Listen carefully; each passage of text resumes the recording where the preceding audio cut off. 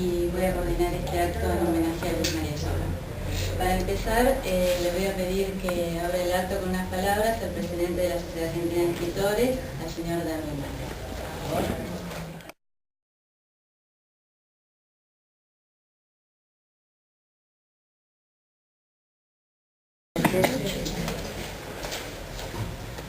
Normalmente SADE, Seccional Atlántica Mar del Plata, tiene todos los meses una conferencia. ¿Por qué? Porque la SADE de Mar del Plata está cumpliendo 50 años de vida. Y el 13 de junio es un día, y allí para el día 18 hicimos una cena muy importante en un lugar en Mar del Plata, donde asistieron todos los socios y algunos con sus palabras, con sus emociones, con sus noches, con sus cantos, con esa forma tan simple y sincera de hablar, con esa bonomía que lo distinguió entre muchos que intentaban hacer lo que hacía él, escribir, hacer poesía, hacer sus versos, por arriba de muchos. Sobrón, Lucho Sobrón, fue una gran persona.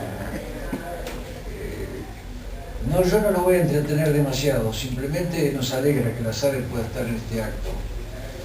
Y recuerdo que por 1985, 86, por allá, conversando con él, incluso sentado en la plaza, me dice, mirá, tengo este libro, te lo voy a regalar. Yo Caminero. Y siempre recuerdo Yo Caminero. Y antes me acordaba de la poesía esa que me gustaba tanto, y hoy la estuve buscando y buscando y buscando y la encontré. Entonces dice, en homenaje a Lucho y para dejarlo con quienes realmente van a hablar de la vida y obra de Luis María Sobrón, me gustaría recordarle esto de Lucho.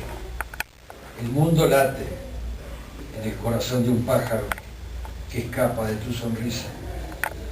Late sin tiempo y sin voces, y descubro en los ojos de la noche la pureza fugaz de las cosas que te nombran.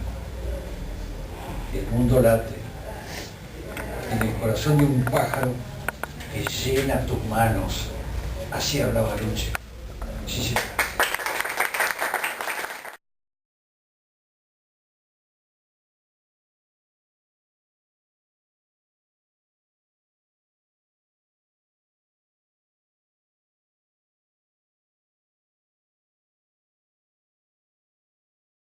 De Mar del Plata y Estela Vega, el auspicio y la organización respectivamente de este encuentro, pero sobre todo quiero agradecer a la familia Sobrón por interpretar un sentimiento personal y haberme especialmente invitado a participar. A pesar de que importantísimos críticos tales como Graciela Maturo, Nicolás Cócaro, Noé Gitrica, Antonio Requeni, Blas Matamoro, Casa Liol, la doctora Elisa Calabrese y el poeta Rafael Felipe Oteriño, que esta noche también nos acompaña, se han ocupado con enorme sabiduría de su obra. Sobrón tuvo siempre una actitud elogiosa y agradecida para quienes más bien somos lectores cordiales de su poesía, en el sentido de que sus libros nos han pasado primero por el corazón y la voz, y luego por el pensamiento y el análisis. Del decir de sus críticos quiero destacar especialmente a dos estudiosas de la literatura como son Graciela Maturo y Elisa Calabrese. Esa incompletud esencial y sostener el dolor de esa ausencia en y con el poder mágico o inocente de la palabra. Por su parte, fue Elisa Calabrese quien nos hizo notar que la voz fue cumpliendo una amplia y sostenida parábola a lo largo de la mayoría de las obras del poeta, hasta la llegada de esa hermosa antología de poemas que es Tu voz, mi voz, obra en la que aparece indagada la relación entre poesía y experiencia amorosa. Es el mismo Sobrón, decía Calabrese en la presentación del libro, pero también es otro Sobrón, un poeta diferente, aseguraba, reconociendo. Creo sinceramente que es muy difícil hablar desde un lugar autorizado después de estas dos mujeres. Creo que lo más valioso que puedo hacer es compartir con ustedes algunos poemas en los que sigo encontrándolo y descubriéndolo. Todos llevan la marca de la primera persona. Cada uno de ellos puede ser leído como un momento de una vida poética que reconoce en el amor y por supuesto en la muerte la oportunidad de salvación y de trascender. Pasos, buceo el pensamiento, rescato del jardín y del infierno todo lo vivido.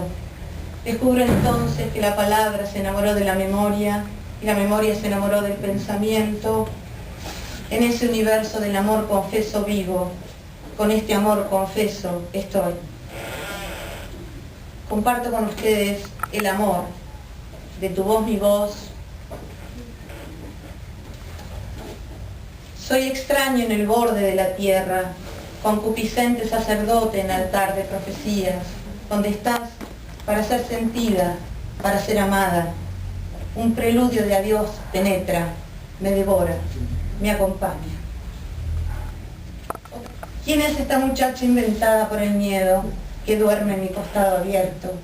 Camina sueños, respira siglos, disculpen, y detiene el tiempo de mis ojos que indagan mi destino, que indagan dentro. ¿Quién es esta muchacha que vuela en mariposas el mundo de mi sangre tigre y adivina mis versos, vital y enamorada en la hora plena? Oráculos de otra orilla no distinguen más las tatuadas sombras de los juncos. Buceo el lecho de arena y greda hasta llegar al acero visceral del unicornio en su trágico destino. Paralizan mis brazos cegados estertores sin coros de aleluya.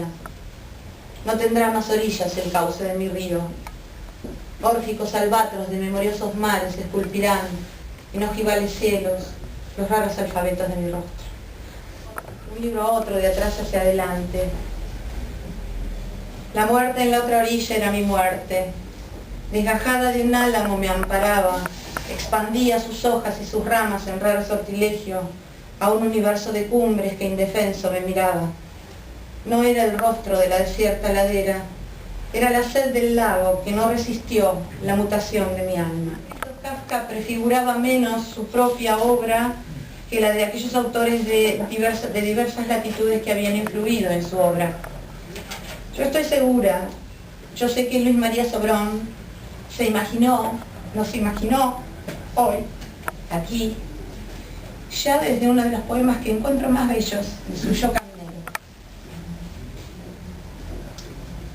Algún día los pájaros de mi rostro iluminarán caminos, recorrerán en giros alucinantes los misterios evaporados de mi memoria, marcarán el tiempo de mis meditaciones y en la síntesis milagrosa del silencio definirán el ocaso de mi existencia. Los ojos de la eternidad con sus pupilas brillantes y sus ojeras de máscara juzgarán si merezco renacer para explicar que fui el hombre en otros hombres y que en esa tarea los pedazos que me componían los perdí y se fueron disolviendo por la sal de mis lágrimas. Muchas gracias.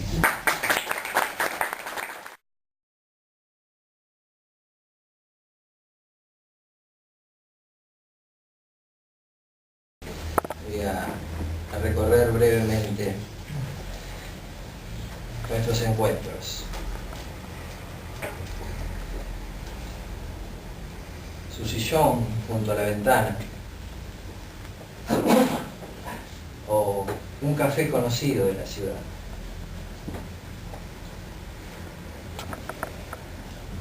Fueron los espacios físicos que me permitieron compartir el mundo de Luis María. Luis María, como a él le gustaba que lo llamaran, como él prefería que lo llamaran.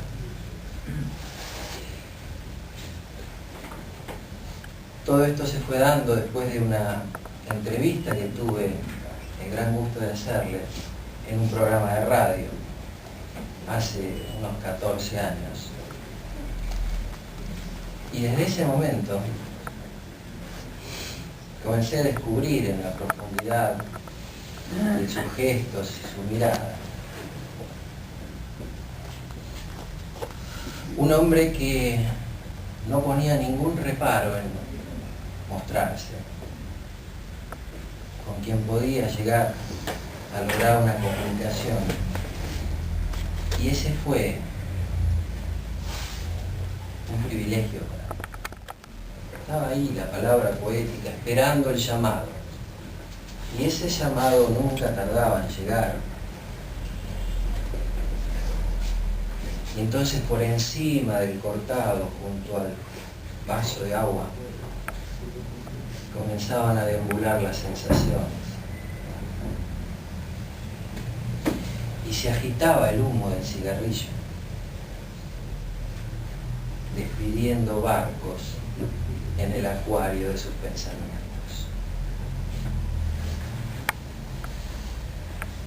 Y la mirada, cómplice y tierna, para recordar alguna referencia a su mujer Alicia, o a sus hijos, Luis María, Carlos, Pablo, Juan. Y el tesoro, el recuerdo atesorado en la memoria encendida de aquella hija que se fue por los caminos del tiempo. Pero claro, los momentos se interrumpían y las llamadas al mozo para que baje el aire acondicionado y luego para que lo suba y luego para que lo baje. Y bueno, entonces eso hacía que los momentos cobraran un poco de vida y discutiéramos alguna imagen o alguna visión política diferente e incluso deportiva. Y otra vez la mirada cómplice y la palabra poética acercándose. Y de pronto ese empujón que lo situó en el inicio de aquel camino de ida. Y otra vez la invitación a que lo acompañe. Y esa sensación y esas ganas de transitar otro mundo de fantasía, con frases fantásticas. Y tal vez, volviendo a aquel yo caminero hoy tan recordado, escribió que la dimensión humana del amor, en cualquiera de sus formas, no se agradece, no se padece, no se ruega, se celebra. Me he permitido celebrar una comunión poética con Luis María. Muchas gracias.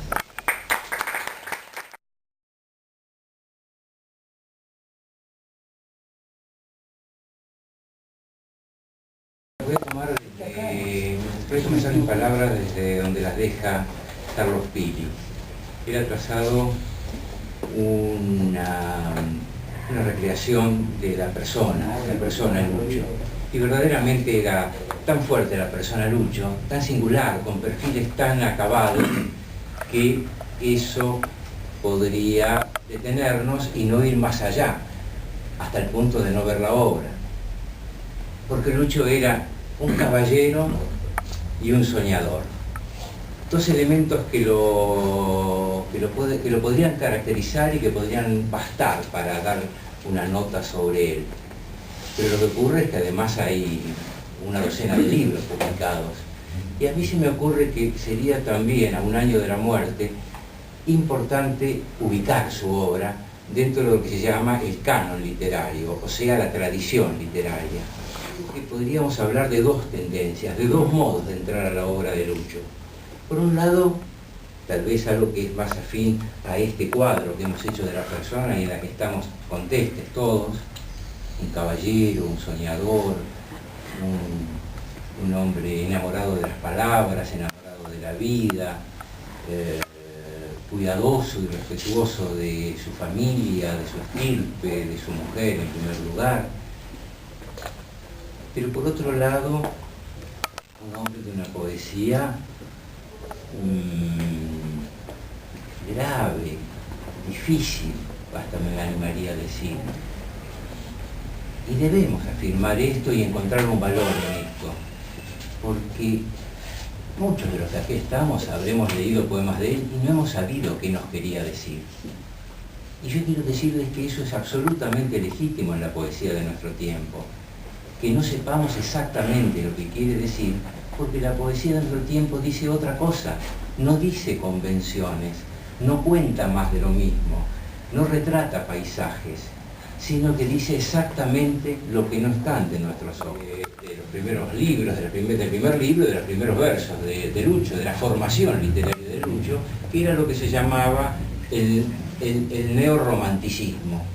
El neorromanticismo que afincó en una escuela muy conocida en la literatura, muy referida, que nos llamó la generación del 40. Del 40 al 50, años en los que Lucho se formó literariamente, lo que estaba vigente en la poesía en la Argentina lo llamaba la generación del 40, que era un neorromanticismo. Lucho, por el surrealismo, sí, aprendió modos de decir, su lenguaje por momentos es surrealista, pero no es un exponente del surrealismo, menos del coloquialismo urbano, no lo es. Tal vez acá han primado en él factores de su infancia, de su adolescencia, su Entre Ríos natal, que le dio un paisaje, le dio colorido, era un hombre lleno de imágenes. Por eso la condición esta confesional y metafórica es un rasgo distintivo de él. Pero yo lo que quiero llegar es que fuera de esta, o paralelamente a esta línea neorromántica, un poco más clásica, acaso más convencional en la poesía argentina desde los años 40 hasta los 60, que son los años de la juventud de Lucho, hay otra cosa mucho más innovadora en él, que es a la que podríamos encuadrar dentro de lo que se llama la poesía pura. No sé si en este momento alguien la practica, pero esto es un valor porque son muy pocos los que practicaron acá lo que se llama la poesía pura, que es una poesía que juega toda su suerte, hace su apuesta por el lenguaje, se juega en el lenguaje y sabe que el fenómeno de la poesía está sobre todo en el lenguaje y no afuera. Por eso es que a veces el lector que espera que le cuenten algo, encontrar figuras visibles y reconocibles, en esa poesía pura no las encuentra. Y acá va, para calma de algunos de ustedes, que hayan alguna vez leyendo alguno de los libros, que no son exactamente los poemas que hoy ha leído la profesora, porque estos son poesías de esa línea más asequible, más próxima, donde aparecen los contornos de lo humano destacados, potenciados. Pero yo quiero apuntalar lo otro, porque hay otra poesía, que es la que alguna vez nos puede haber descolocado y angustiado, porque no entendíamos bien qué es lo que estaba diciendo, y esta era una poesía que no tenía por qué tener un correlato perfecto, exquisito, con la realidad circundante, sino que el fenómeno del decir estaba en el lenguaje mismo. Ahí había que ver qué se producía. Era lo que filosóficamente se llama una excedencia, palabra que sería una invención, posiblemente es una invención. Sabemos que el lenguaje se crea en la calle, en la necesidad de expresar, y no necesariamente está en los diccionarios. Algo nos ha producido, nos ha conmovido, nos ha emocionado, pero sin comprenderlo desde el orden de la razón. Y es posible que sea así, y es válido que sea así. La poesía no pasa necesariamente por la razón.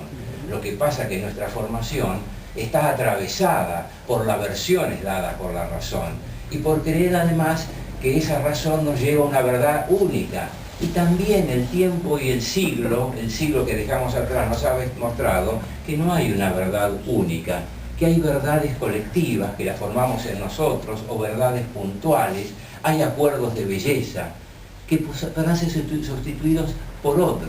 Esto es un tembladeral, pero está bien que sea un tembladeral, porque a poco que la poesía o el arte nos haga trastabillar, tal vez nos está enriqueciendo, porque nos está llevando a revisar lo que creíamos que era sólido y hecho de una vez para siempre. O sea, en este sentido, un poeta como Lucho, desde esta otra versión, produce una conmoción. Sería, y son términos que por ahí temerariamente estoy tomando y aplicándolos a él, como un revolucionario, un hombre que quiere cambiar, no el mundo, pero sí las miradas sobre el mundo, alimentar el mundo, ensanchar la realidad de la que estaba hecho. Ahora, a partir de eso, hago un esfuerzo más. Busco encuentro, busco contacto con el texto, lo vuelvo a leer 1 y 100 veces y algo me empieza a decir, como las cosas enigmáticas, que hay que penetrar muchas veces en ellas y producen un efecto que puede ser de verdad, que puede ser de belleza, que puede ser emotivo. Esto es un valor, un factor que yo le encuentro a la poesía de Lucho última. Y esto también explica por qué hubo tantos libros sostenidos, uno tras otro, en los que Lucho entendía. Porque los poetas puros, y ahora voy a decir cuáles eran poetas puros, como él, tienen el propósito de escribir lo existente. Decía Mallarmé, que fue el primer creador de la poesía pura, que el universo entero está para ser escrito. Entonces, esto nos crea esta voluptuosidad en el escribir. El poeta escribe todo lo que el lenguaje le va brindando. Opus Nigrum produce en su poema una figura efervescente. Eso es el fenómeno de la poesía pura. Fíjense, digo Mallarmé, estamos en el siglo XIX, pero digo un discípulo de Mallarmé como poeta puro, Valéry, que es el que más nos ha hablado de Mallarmé. Digo un poeta argentino, y acá estaría inmediatamente, vendría, qué casualidad, otro entrerriano, Carlos Mastronardi, que es un poeta también puro que toma esa línea, donde saben que la poesía se gesta en el lenguaje.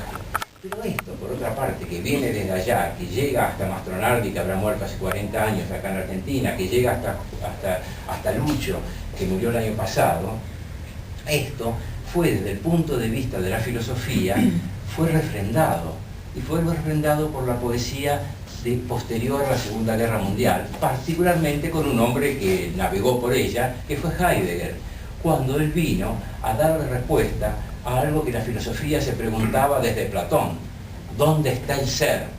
Y Platón, bueno, lo buscaba en la virtud.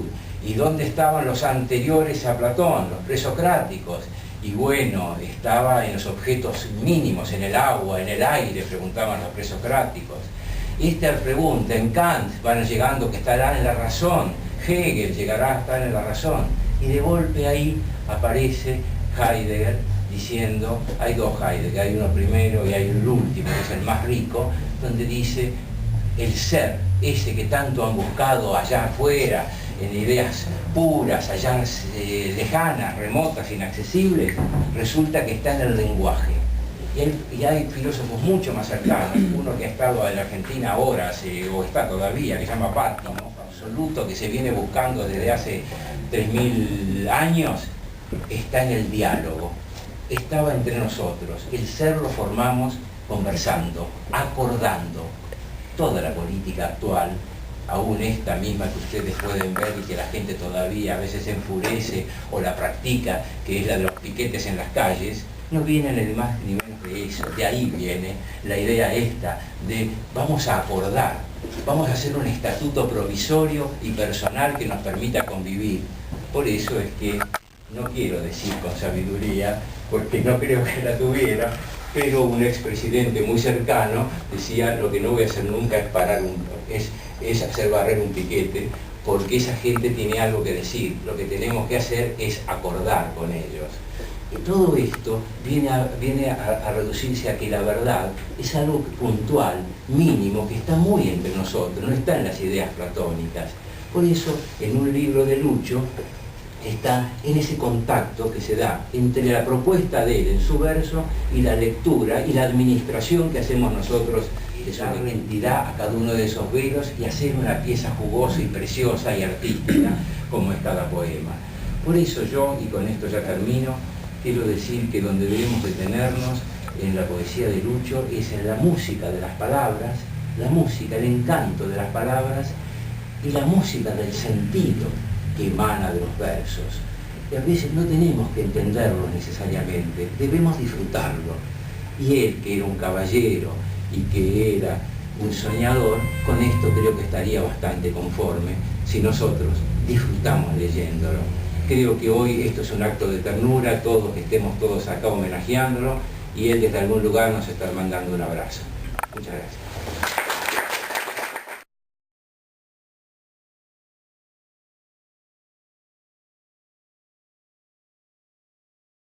Ayuda a un técnico que está por ahí atrás, lo dejan pasar. María Sobrón, que es una página de homenaje. No es una página comercial de donde se vendan libros. La información que hay en esta página es toda la obra de Luis María Sobrón, que en realidad ya tiempo que me decía tenemos que hacer la página, tenemos que hacer la página. Hicimos la página, a mí me da mucho, tengo los sentimientos así a flor de piel. En cualquier lugar del mundo tenga el acceso a la información.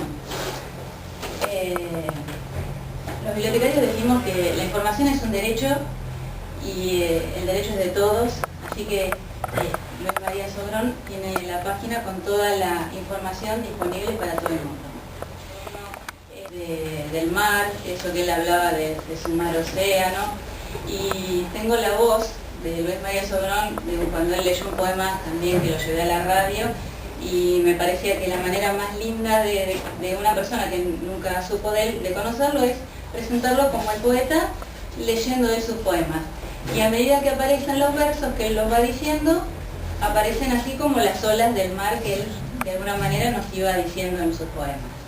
Es una página que traté de que tuviese toda la poesía, no solamente que contiene, sino que la contiene, que el espacio virtual sea también poético y estético. Con su editora le digo, no sé, si escanear los libros, pasarlos a toda letra Carmina, dice, para que te quede todo estético, todo igual, pasar toda letra Carmina. Así que me tomé el trabajo, fui una escriba, reescribí todo lo que no estaba en letra Carmina, lo pasé y con Leandro, con la ayuda de Leandro Acuña, que fue quien me ayudó, me interpretó de lo que quería hacer, que fue quien realizó la página, lo pudimos hacer. Pero además, Luis María Sobrón tiene muchos artículos como así desparramados por el mundo que ni él sabía, y durante 2 años estuve investigando sobre todo lo que él escribió en orden cronológico, del 75 hasta el final, y todo lo que otros escritores escribieron sobre su obra, y lo ordené en orden alfabético de autor. Entonces cualquier investigador puede encontrar esa información, pero esa información no está toda disponible en internet, entonces habría que escanear. Hay muchas cosas para escanear, escaneamos una parte. Oh, claro día aquel, que sentíamos al amor agonizando por la certeza de vivir creyendo. Se fugó el día de los encantamientos, cuando se inauguraba el nuevo día sin palabras, sin memoria que nos uniera al juego de lo que ayer fue, paralizando el recuerdo.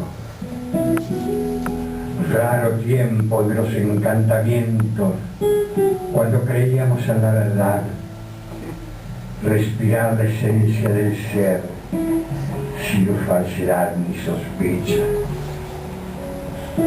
En el transcurso de los itinerarios, la vida construyó la invisible coraza, coraza que el designio abrió con mágicos dedos en las irisadas aguas de mi mar océano.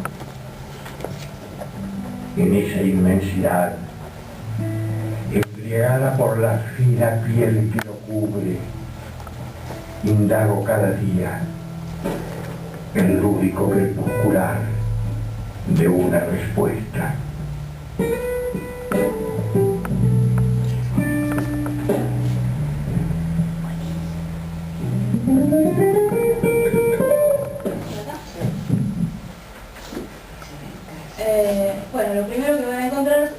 hicimos unas fotos que se pueden correr y en cada una de ellas hay un poema que seleccioné. Más abajo se leer más y una vez que entramos podemos ver a qué libro pertenece. En este caso, del hoy tan mencionado Yo Caminero. Ustedes pueden ver desde la obra, se despliega un menú donde van a encontrar obviamente la biografía, donde hicimos una pequeña acotación a su vida política. Básicamente esta es una página literaria, pero por supuesto mencionamos su actuación política, al cual pedí recurso ayuda a Alicia y a su hijo Luis María, porque yo la verdad que esa parte, si bien sabía algunas cosas, no las tenía no las conocía mucho, así que les agradezco la ayuda. Después aparece la bibliografía, que en esta información en realidad a mí me interesa que ustedes la conozcan para que sepan manejarla, básicamente, porque si no, no tiene sentido. Una bibliografía sobre un autor sirve para cualquier persona, ¿no? El tema de quién se baja información, que queremos saber quién le interesa la información de Luis María Sobrón. Así que lo único que pedimos es que se registren y inmediatamente van a tener acceso a la información y de ahí después ustedes pueden bajarse los libros o lo que les interese. En este caso voy a visualizar solamente la bibliografía. Este trabajo que yo realicé, que me llevó 2 años, que fue la investigación que les dije, donde está la primera parte, todo lo que Luis María publicó en soporte papel y en soporte virtual. ¿Y cómo se maneja esto? Por ejemplo, yo sé que el libro Yo Caminero lo puedo encontrar, obviamente, en la biblioteca de la Casa de Luis María Sobrón, y en la Biblioteca Marechal, o en la Biblioteca Lugones, o en la Biblioteca Revolución de Mayo con este número de inventario. Si yo tengo interés en leer el libro en soporte papel, simplemente voy hasta el final de esta bibliografía, voy corriendo con el mouse hasta el final, y me fijo, hay un siglario donde dice Biblioteca Leopoldo Lugones, el teléfono, llamo por teléfono y digo, ¿este libro está prestado, el número tal? Entonces me dicen sí o no, y bueno, lo voy a buscar o no. Esto que digitalizamos, vamos a ingresar y se lo muestro. Por ejemplo, el primero que aparece, esta es una crítica de Joaquín Giannuzzi que salió en el diario, y puedo ir corriendo así como un libro. Y las puedo ir, esto significa que las puedo bajar, leer, imprimir, siempre y cuando me haya registrado, ¿sí? Esta es parte de lo que está citado en la bibliografía. Todavía no subimos todos los artículos, ¿sí? La idea es que toda la información esté en esta página y cualquier persona en cualquier lugar del mundo la pueda encontrar, ¿sí? Buenitos. Subimos uno nada más, que es un libro que un día yo lo encontré trabajando con él y digo, ¿esto qué es? Ah, no me acordaba, me dijo. Es una edición bilingüe, es una antología poética que está en inglés y en español. Entonces me pareció que era el momento de subirlo, y aquí está el libro. La traducción la hizo el profesor Fabián Iriarte y Bogne, que en este momento, a ver, no quiero faltar el respeto del traductor. La traducción y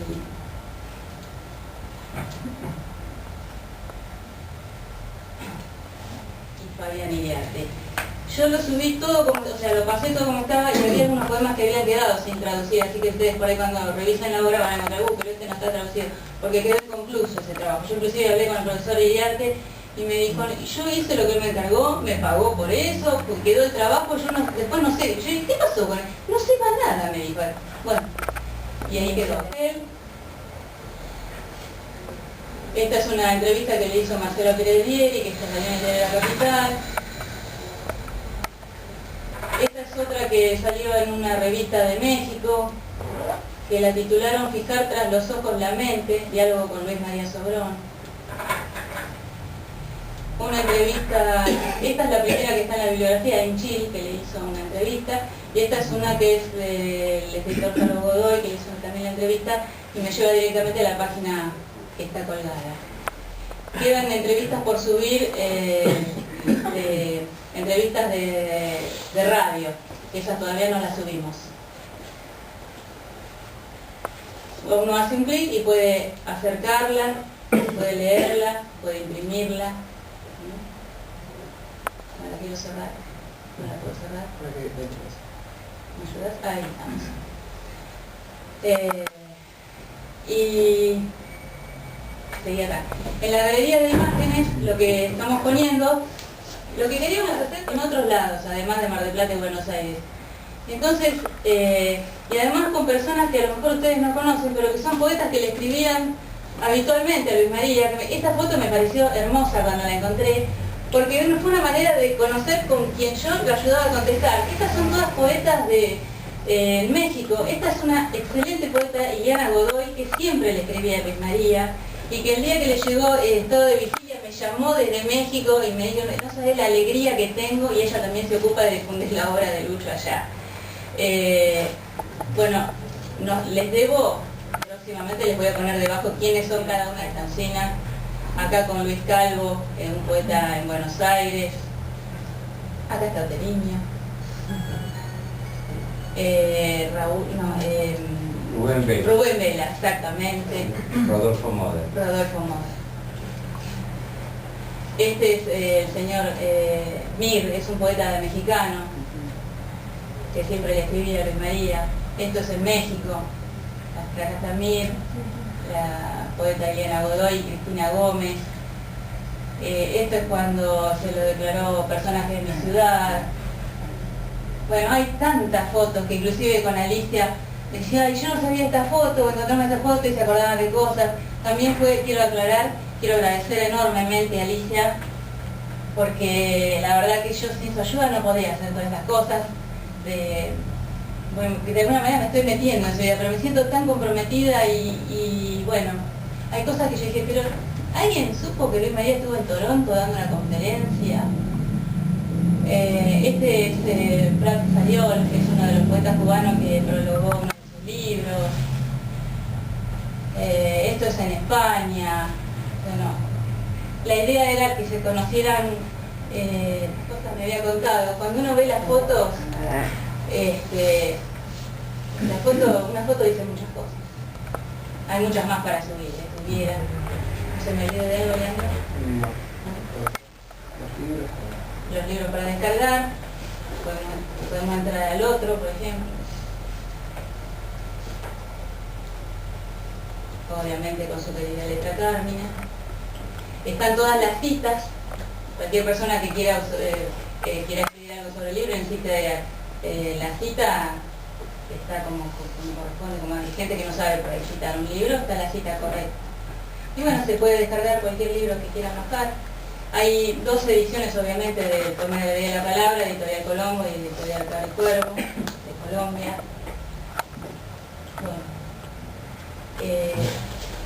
esta es la página de Luis María Sobrón, ojalá que tengan muchas visitas, que mucha gente lea sus poemas, y es la manera que a mí me parecía que era para homenajearlo. Así que les agradezco mucho, especialmente a la familia que me permitió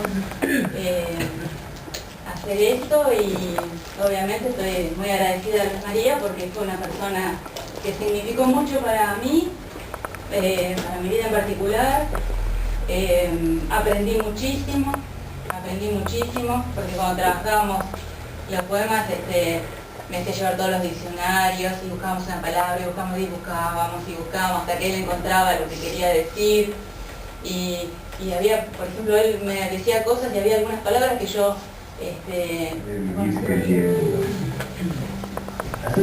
Se fugó el día de los encantamientos, cuando se inauguraba el nuevo día sin palabras, sin memoria que nos uniera al juego de lo que ayer fue, paralizando el recuerdo. Raro tiempo de los encantamientos, cuando creíamos en la verdad, respirar la esencia del ser, sin falsedad ni sospecha. En el transcurso de los itinerarios, la vida construyó la invisible coraza que el designio abrió con mágicos dedos en las irisadas aguas de mi mar océano. En esa inmensidad, embriagada por la fina piel que lo cubre, indago cada día el lúbrico crepuscular de una respuesta.